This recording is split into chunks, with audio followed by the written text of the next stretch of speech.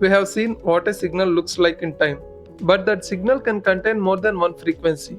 For example, it can be made from a low frequency and a high frequency. In the frequency domain, we no longer focus on how the signal changes with time.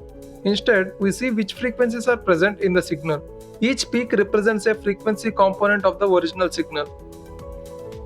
The time domain shows us how a signal changes with time. Here, horizontal axis represents time and the vertical axis represents the signal's amplitude. At any particular time, we can read the exact value of the signal. We can see that as time moves forwards, amplitude changes along the waveform. Let's start with a simple sinusoidal signal. In time domain, we can measure how long one complete cycle takes. In this example, one complete cycle takes 1 second. So its frequency is 1 over the period, which is 1 Hz. Now let's look at exactly the same sinusoid signal in the frequency domain. Instead of watching the signal changes with time, we can see which frequencies are present in the signal. A pure sinusoid contains only one frequency. So, in the frequency domain, we see a single peak at 1 Hz. One sinusoid in time corresponds to one frequency in the frequency domain. What if our signal contains two different frequencies? For example, we can have a 1 Hz sinusoid signal and another sinusoid at 2.5 Hz. When we add these two signals together, their amplitudes add at every instant.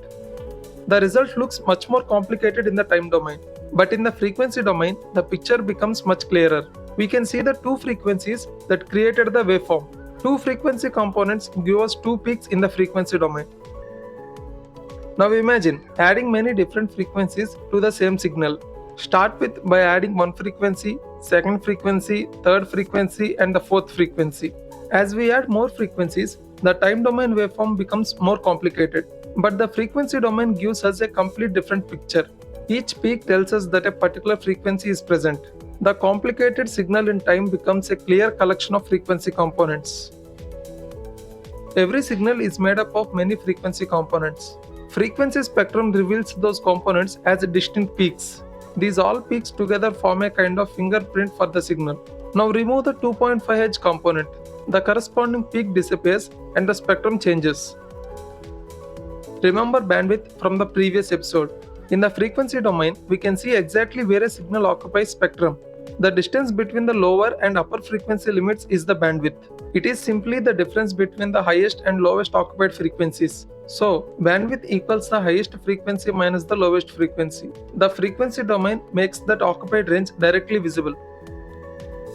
A complicated waveform can be viewed as a combination of simpler frequency components. The reason behind this complicated shape is simpler sinusoids, each with its own frequency. Each component has its own frequency and amplitude. Now move to the frequency domain. Each sinusoid appears as a peak at its own frequency component. Frequency spectrum tells us which frequencies are present in the signal and how strongly they contribute. If we combine those frequency components again, we reconstruct the original waveform.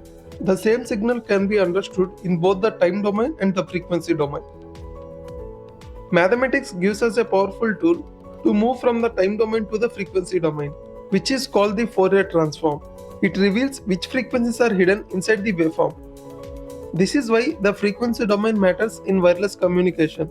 It helps us to understand bandwidth and to design filters, and also to understand noise and identify interference. The same signal can be viewed in time or frequency, and each view reveals something different. Some signals repeat the same pattern again and again. In that signals, one complete pattern is called a period.